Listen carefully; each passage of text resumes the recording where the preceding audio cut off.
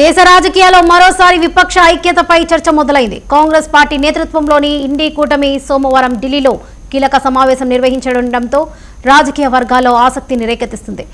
India జన్బంధన్ పేరుతో నిర్వహించనున్న ఈ సమావేశం కేవలం సాధారణ రాజకీయ సమావేశం మాత్రమే కాకుండా రాబోయే కాలంలో విపక్షాల రాజకీయ దిశను నిర్ణయించే వేదికగా మారే అవకాశాలు కనిపిస్తున్నాయి. ముఖ్యంగా 2029 లోక్సభ ఎన్నికలను దృష్టిలో ఉంచుకొని ప్రతిపక్ష పార్టీలు తమ వ్యూహాలను రూపొందించుకునే ప్రయత్నంలో భాగంగానే ఈ సమావేశం జరుగుతున్నట్లుగా సమాచారం.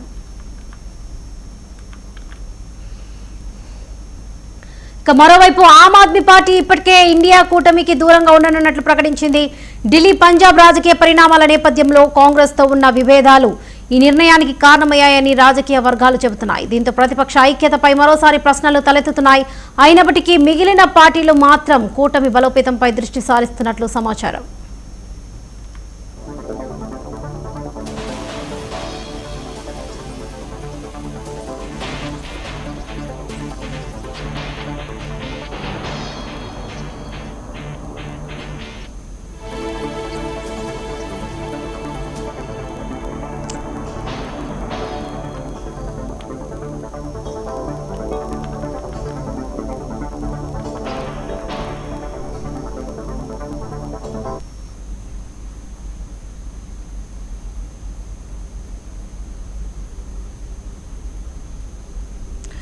మమతా బెనర్జీకి సమావేశం రాజకీయంగా మరింత ప్రాధాన్యం సంతరించుకుంది. ఇటీవల జరిగిన కొన్ని ఎన్నికల్లో ఎదురైన ఎదురుదెబ్బల అనంతరం కేంద్ర ప్రభుత్వ విధానాలకు వ్యతిరేకంగా జాతీయ స్థాయిలో పోరాటం కొనసాగిస్తానని ఆమె ప్రకటించారు. ప్రస్తుతం ఆమె దృష్టి రాష్ట్ర రాజకీయాల కంటే జాతీయ రాజకీయాలపైనే ఎక్కువగా ఉన్నట్లుగా టీఎంసీ వర్గాలు చెబుతున్నాయి. రైట్, ఇదే విషయానికి సంబంధించి పూర్తి అప్డేట్స్ మా ఢిల్లీ బ్యూరో చీఫ్ నవీన్ అందిస్తారు. నవీన్,